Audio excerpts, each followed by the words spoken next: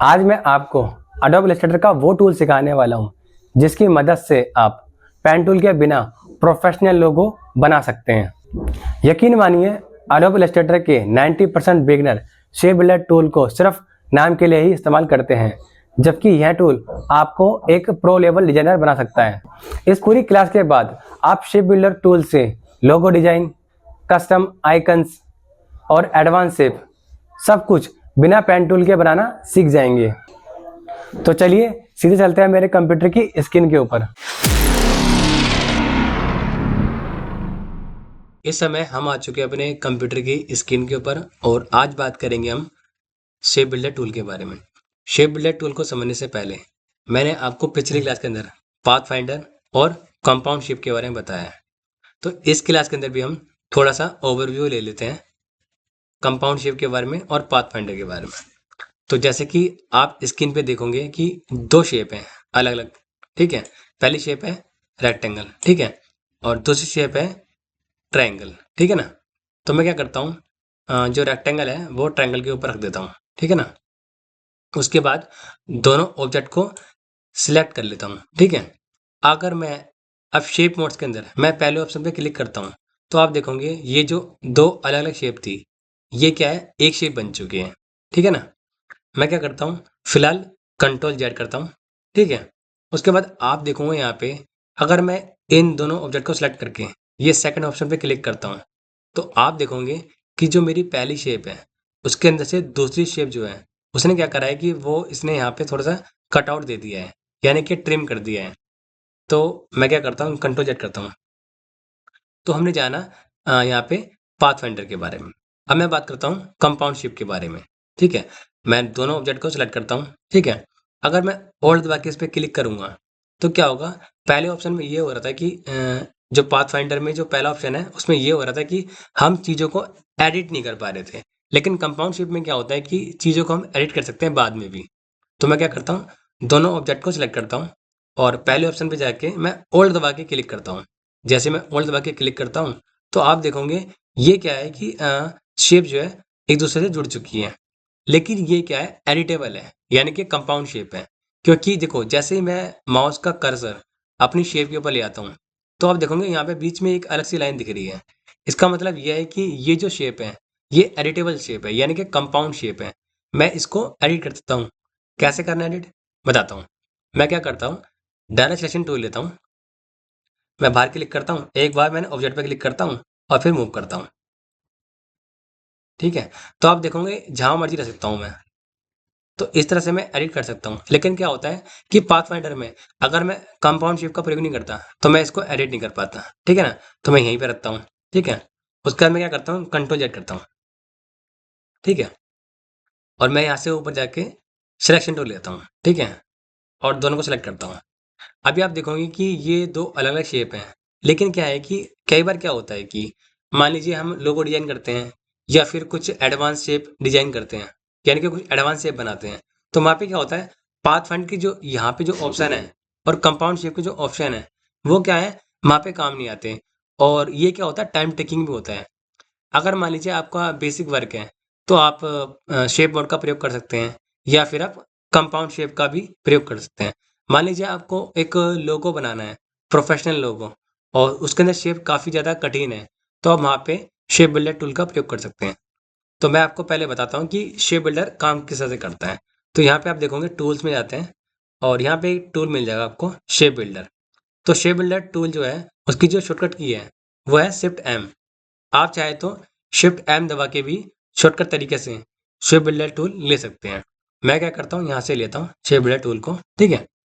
उसके बाद आप देखोगे जैसे मैंने शेप बिल्डर टूल लिया तो मेरा जो माउस का कर्सर है उसके साथ में प्लस आ रहा है, यानी कि शेप बिल्डर कह रहा है कि अब आप शेप को क्या कर सकते हो, जोड़ सकते हो। अगर मान लीजिए मेरे को शेप को डिलीट करना होगा तो मैं कीबोर्ड से ऑल्ट बटन दबाऊंगा। जैसे मैं ऑल्ट बटन दबा के रखता हूँ तो आप देखोगे मेरे जो माउस का जो कर्सर है वो माइनस में चला गया। इसका मतलब क्या है कि मैं शेप को क्या है अब डिलीट कर सकता हूँ, ठीक है। तो मैं क्या करता हूँ, ऑल्ट ऑल्ट का जो बटन है उसको छोड़ता हूँ, ठीक है। अब एक चीज़ और बताता हूँ शेप बिल्डर टूल के बारे में। जैसे ही मैं शेप बिल्डर टूल लेने के बाद अपने कर्सर को ऑब्जेक्ट के ऊपर ले आता हूँ तो आप देखोगे जो मेरी ऑब्जेक्ट है वो अलग तरीके से क्या हो रही है, हाईलाइट हो रही है।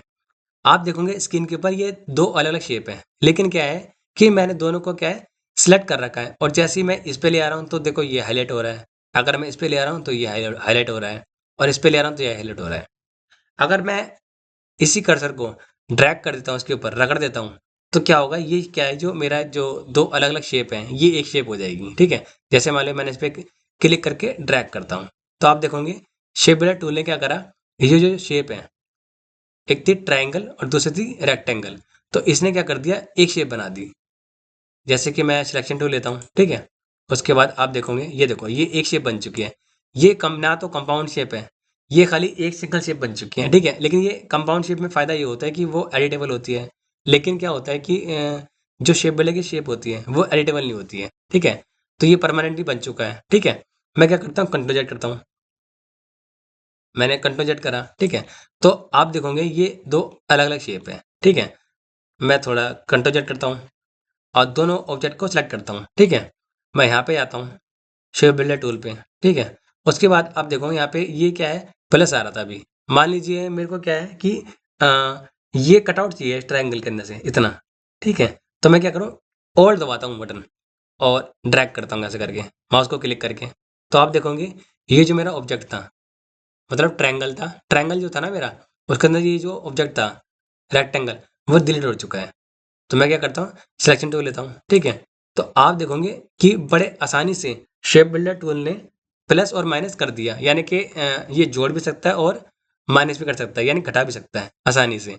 तो इस तरह की चीज़ें क्या है, शेप बिल्डर टूल बहुत आसानी से कर देता है। लेकिन अगर इसी चीज़ को, मतलब अभी ये बेसिक शेप है, मैं आपको एक दूसरी शेप दिखाता हूँ जो एडवांस है।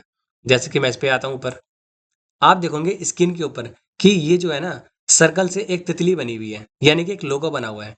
अगर मान लीजिए मैं अगर शेप बिल्डर या कंपाउंड शेप का सहारा लेता हूँ इसको बनाने के लिए, तो क्या है कि ये बनना बहुत मुश्किल है, और ये जो है ना एक प्रोफेशनल बनेगी भी नहीं, मैं कितनी भी कोशिश कर लूँ, मेरे को क्या है बहुत सारा दिक्कत का और परेशानी का सामना करना पड़ेगा। ठीक है, लेकिन क्या है कि शेप बिल्डर टूल इस तरह के लोगों, इस तरह की एडवांस शेप को मिनटों में बना देता है। तो मैं क्या करता हूँ, पहले मैं क्या करता हूँ, इन ऑब्जेक्ट को सेलेक्ट करता हूँ। ठीक है, वैसे तो आपको बता दूं कि ये जितने भी ऑब्जेक्ट हैं सारे सर्कल में हैं और सारे अलग अलग बने हुए हैं, यानी कि ये क्या है, एक गोल्डन रेशियो में बने हैं। इसके बारे में भी हम आगे आने वाली क्लास में बात करेंगे। मैं फिलहाल कंट्रोल जेड करता हूँ। ठीक है, और इन सब ऑब्जेक्ट को सिलेक्ट करता हूँ। ठीक है, उसके बाद लेता हूँ यहाँ से शेप बिल्डर टूल। ठीक है, अब मेरे को क्या है, इसको तितली के आकार में काटना है। ठीक है, तो मैं क्या काटता हूँ, जैसे कि मान लीजिए मेरे को इसको चाहिए, तो मैं इसको ड्रैग करता हूँ, ये भी चाहिए। ठीक है, उसके बाद मेरे को ये भी चाहिए। ठीक है, ये भी चाहिए। ठीक है, और मेरे को क्या चाहिए, अब मैं क्या था इस शेप में आ जाता हूँ। देखो यहाँ पे मैंने इसको भी ले लिया और इसको भी ले लिया और इसको ले लिया, और मैं इसको भी लेता हूँ और इसको भी लेता हूँ और इसको लेता हूँ और इसको भी लेता हूँ। ठीक है, तो आप देखोगे यहाँ पे मैंने उसको ले चुका है। अब ये कुछ चीज़ मेरे से छूट गई थी, तो मैं क्या करता हूँ, माउस को मैं एक बार फिर से इस पे रगड़ता हूँ, जैसे मैंने इस पे क्लिक करा और इस पे रगड़ दिया ऐसे करके। तो ठीक है, आप देखोगे ये चीज़ क्या है, एक शेप में कन्वर्ट हो चुकी है। ठीक है, मैं क्या करता हूँ, यहाँ से लेता हूँ ये सिलेक्शन टूल। ठीक है, और इस पे क्लिक करता हूँ और इसको साइड में ले आता हूँ।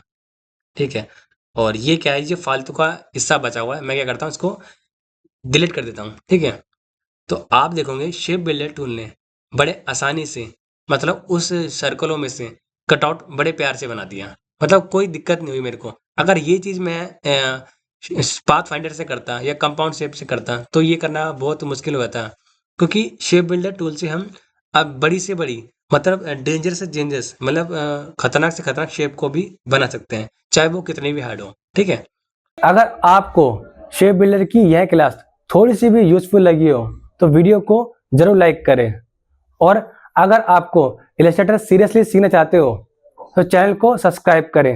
इस वीडियो को अपने उन दोस्त के साथ शेयर करें जो डिजाइन में स्ट्रगल कर रहे हैं, और कमेंट में जरूर लिखें शेप बिल्डर। मिलते हैं अगली एक पावरफुल एडोब स्टडी की क्लास में।